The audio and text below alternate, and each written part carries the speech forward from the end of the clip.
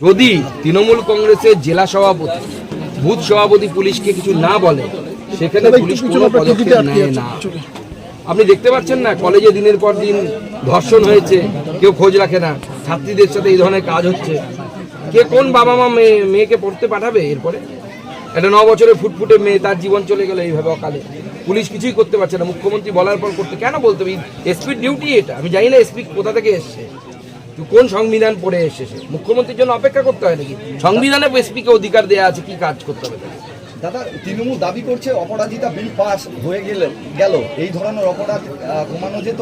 শশী প্রজাপতি মানে কসবার ঘটনার প্রেক্ষিতে শুনুন, অপরাজিতা বিল দিয়ে কি হবে? তৃণমূল কংগ্রেসের যে ছাত্র নেতা ধর্ষণ করেছে, যার ধর্ষণ করা অভ্যেস হয়ে গেছে, এবং গোটা রাজ্য জুড়ে কলেজগুলোতে এরকম নেক্সাস চলে। আমি আপনাদেরকে বলছি, যেটা এসছে সেটা হচ্ছে সূচের আগে যেটুকু মাটি ওঠে ওইটুকু আপনারা দেখতে পাচ্ছেন। প্রত্যেক কলেজে কলেজে তৃণমূল ছাত্র পরিষদের যে নেতারা বসে থাকে, তারা হয় ভর্তি করার জন্য পয়সা নিচ্ছে, আর না হয় মেয়েদের কাছ থেকে, মানে ছাত্রীদের কাছ থেকে, তাদের কাছ থেকে আনডিউ অ্যাডভান্টেজ। এটা মানে বুঝে নিন কি হয়। আমি এর থেকে বেশি খোলাসা করে একজন অধ্যাপক হিসেবে বলতে পারবো না। তা নিচ্ছে, তবে তারা অ্যাডমিশন পায়, বিভিন্ন সুযোগ সুবিধা পায়। হাফ ফি, ফুল ফি, এগুলো সুযোগ নিতে গেলে তৃণমূল ছাত্র নেতাদেরকে খুশি করতে হয় ছাত্রীদেরকে। খোঁজ নিন ভালো করে, গোপন ক্যামেরা লাগিয়ে নিয়ে যান। কেন এসপি যদি মুখ্যমন্ত্রীর জন্য অপেক্ষা করে, মুখ্যমন্ত্রী বলে দেবে ফোনে, এই যে এসপি সাহেব গাউলকে অ্যারেস্ট করুন, তখন গাউলকে অ্যারেস্ট করতে যাবে এসপি। দেবব্রতকে অ্যারেস্ট করুন, তখন দেবব্রতকে অ্যারেস্ট করতে যাবে। এই যদি পুলিশ প্রশাসন হয় তাহলে কিভাবে চলবে? এরকমই আজকে এনার মেয়ে হারিয়েছে, কালকে আপনার হারাবে, পরশু আমার হারাবে। এর থেকে ভালো কিছু তো আশা করতে পারে না। হয় বোমে হারাচ্ছে, অন্য জায়গায় অন্য কোনোভাবে হারাবে।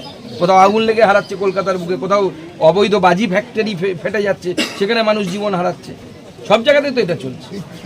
তিলোত্তমার মতো আসল যারা দোষী তারা আবার হারিয়ে যাবে না তো এই ঘটনা? তো দেখুন পরিবারকে আমরা বলেছি যে আইনি সহায়তা হলে আমরা আইনি সহায়তা করব, কিন্তু মনে রাখবেন যে কোনো তদন্তের অপরাধীরা সাজা পাবে কি পাবে না, এটা নির্ভর করে হচ্ছে কতটা তথ্য প্রমাণ আছে।